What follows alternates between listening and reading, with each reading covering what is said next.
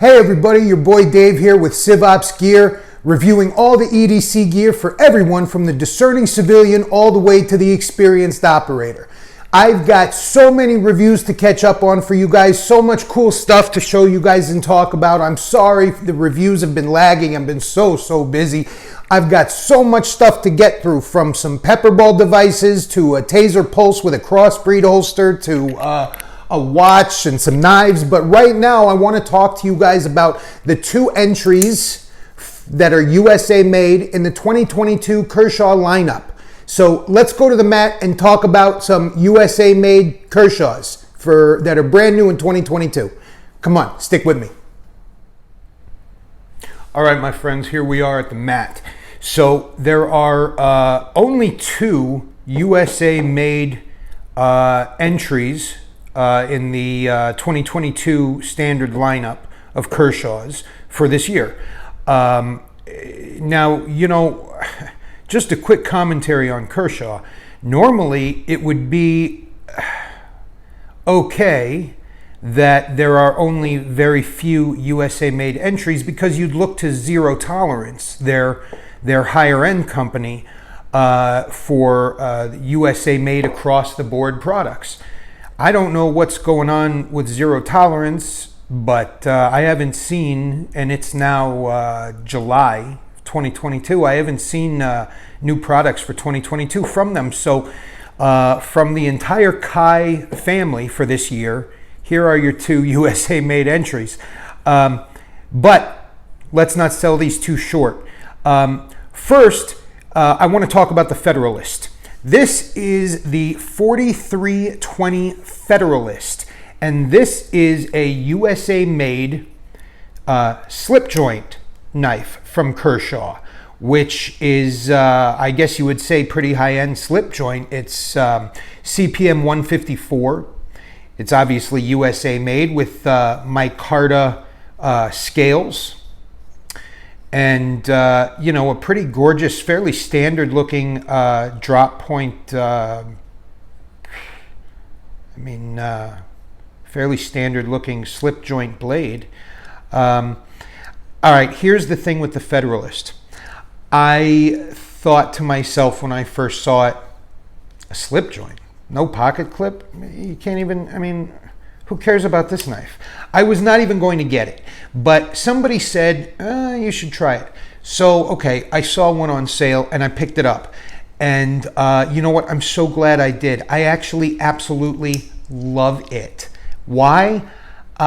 You know, to me, a slip joint like this without a clip has a very different feeling because I have virtually no slip joints other than, I mean, hey, knife people, are Swiss Army knives slip joints? I mean, this is how much I know about slip joint knives. Are Swiss Army and Swiss Army knives.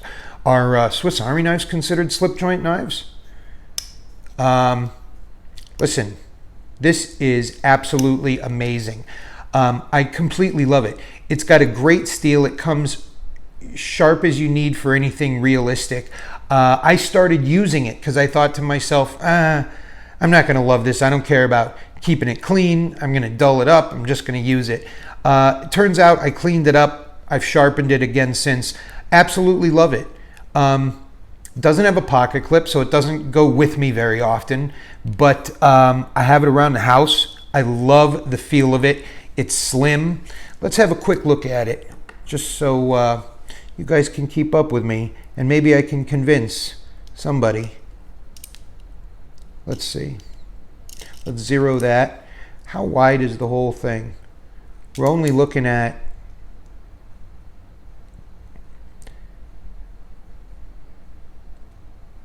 just a little over 10 millimeters wide. And the blade itself, oh my gosh.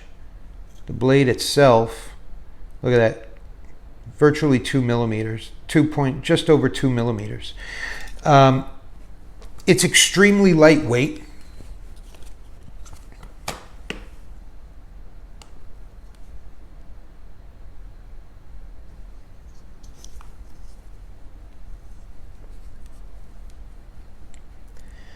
It weighs, just a little over 2 ounces. That's it. The thing is light. Let's have a quick look at some measurements. Oh, for good measure, let's see it with the CivOps balls. There it is with some CivOps balls. All right. Let's have a quick measurement of it. It's not as little as most slip joints you think are going to be. Where are we at here? It comes in, you know, a little bit over, where are we at here? It comes in about 7.5 inches, and the blade itself comes in about 3¼ inches.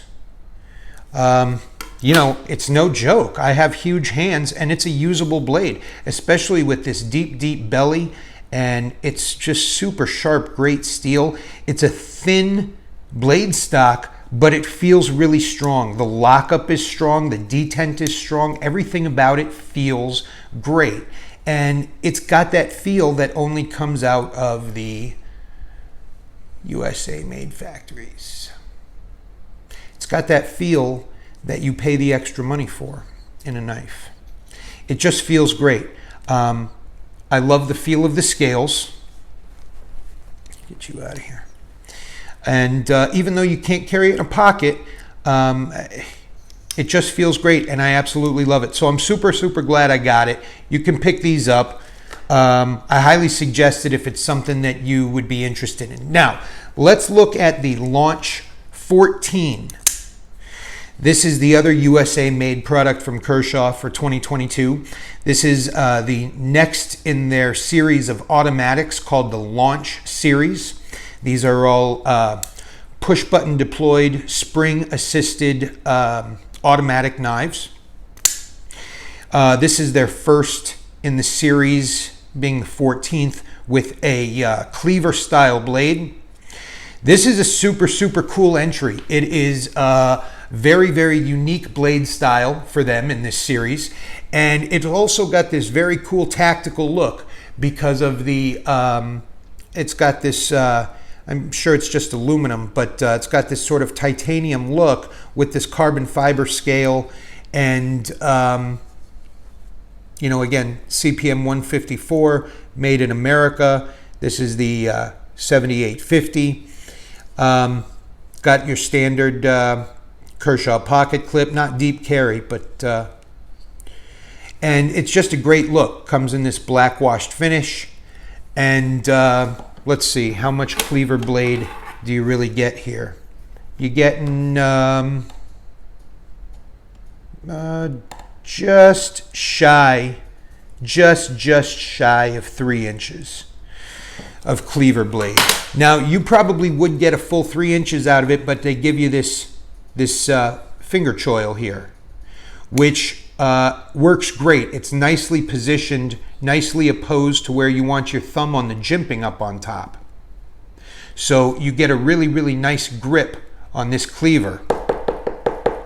And this is very, very cool. Now, if those of you who are not familiar with the Launch series very well, let me show you real quickly the progression that Kershaw has gone through with the Launch series, bearing in mind this is the most recent, the Launch 14. All right, put that right there.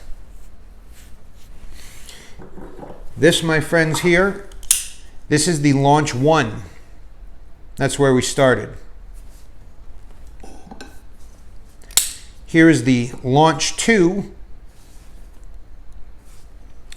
followed by the Launch 3.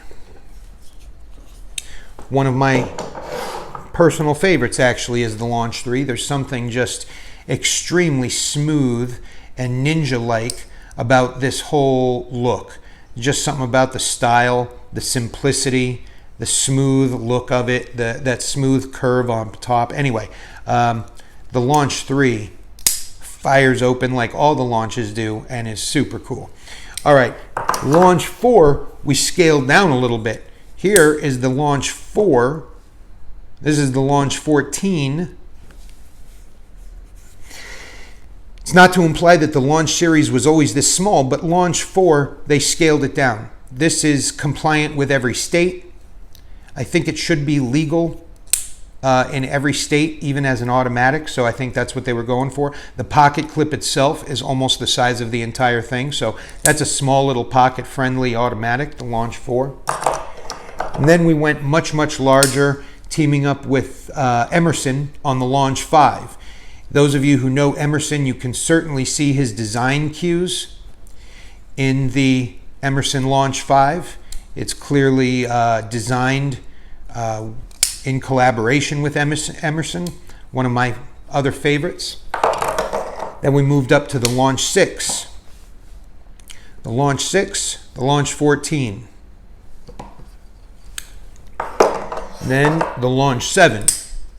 Very, very slim, very narrow, very tactical, sort of robotic, very industrial looking, with the smooth aluminum scales, but with these sort of mechanized grooves in them. Again, all of the launches are USA made. All of them use CPM 154 steel.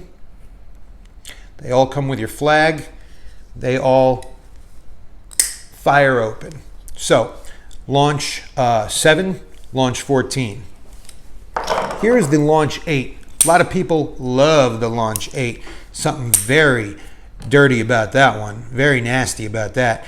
And you can see that we're kind of starting to now go with this blacky, carbon fibery, technical, kind of cool ninja-y look going on here. So you start to see some similarities in some of the design cues. Even though the shapes are totally different, you start to see some similarities lurking into the Launch series here with the 8. The 9 is another tiny little one, super, super pocket friendly. Again, you get your flag, you got your CPM 154, super sharp right out of the box, flies open. The pocket clip is a tiny little mini version of a regular Kershaw clip. There you go, that's the 9.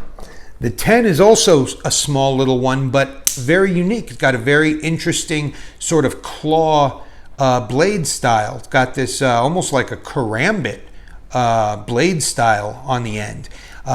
Again, you're starting to see this sort of industrialized, taking advantage of like a smooth, almost titanium colored finish on this aluminum, on the aluminum scales.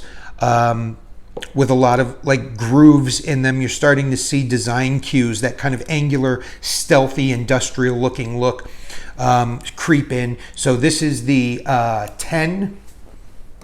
And then the 11 steps up in size a little bit, gets a little bit larger. It's still, I would say, pretty front pocket friendly. This is the 11. You start to see some more of those cool design cues, but in black with some like off color, sort of a bronzing of the pivot collar. You see again some of those kind of wedge design cues into the aluminum. Again, you got your flag and your CPM 154 steel. Flies open like all of them. That is the 11. Here is the 12. Very, very much like the 8, but a smaller scaled down version of it. And again, you're seeing those same design cues, mixing the dark colors with the carbon fiber and taking advantage of that cool industrialized modern ninja look. So that's the 8, that's the 12, and then of course you've got the 13, another I mean, this really just goes the full extent to that design cue that we're talking about here. This has this very, very cool Wharncliffe blade with that strong jimping on top for your thumb. And this very, very strongly finger-friendly shape to the body. There is no, what's odd is that as you grip this and you take advantage of this very strong, aggressive forward jimping, you look for a finger choil right here, but it's just not there, unfortunately. So anyway, but if you grip it back here, you know, you can get a lot of slice and cutting on with this Wharncliffe blade.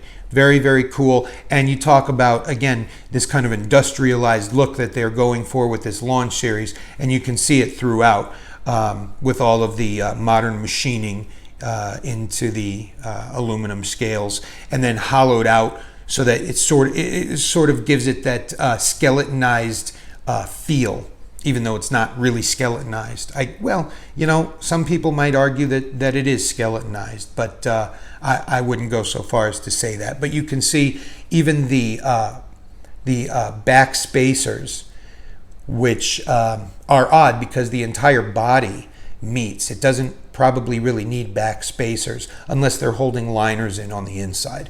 Anyway, it does have that very, very skeletonized look, that very modern industrial look. The 13 is super cool. Also flies open with that Wharncliffe blade, and leads us back to the Launch 14. We finally have a cleaver blade in the series, and certainly we are now at the height of, or at least what now is the height, the 15 might take it to the next level, of that sort of skeletonized industrial design, mixing what looks like titanium with carbon fiber.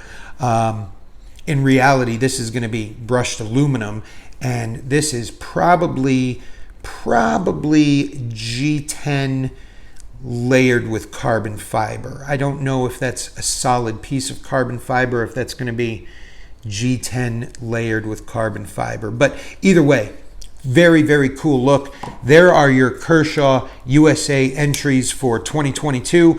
Obviously, I'm a big fan. I'm a little biased because I love Kershaw. I started out knife collecting with Kershaws. That's what all of my evolution began from some 14 years ago or something like that.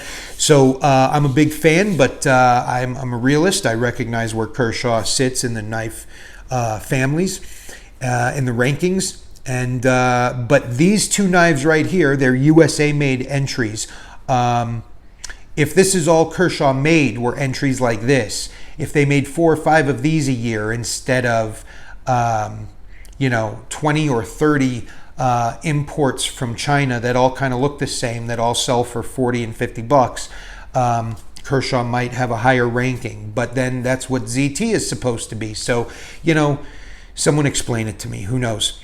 My friends, thank you for watching. Plenty more reviews coming up. If this was helpful, leave me a like, leave me a thumbs up. If you think I'm a jagoff, leave me a thumbs down. If I bore the crap out of you, please leave me a comment and tell me I bore the crap out of you. It helps me that you leave a comment. So insult me if you'd like. Subscribe, hit that button. Everybody talks about make sure you ring a bell. I don't know what bell, but if you know what bell, ring the bell. Thanks, guys. See you on the next CivOps gear review. Bye-bye.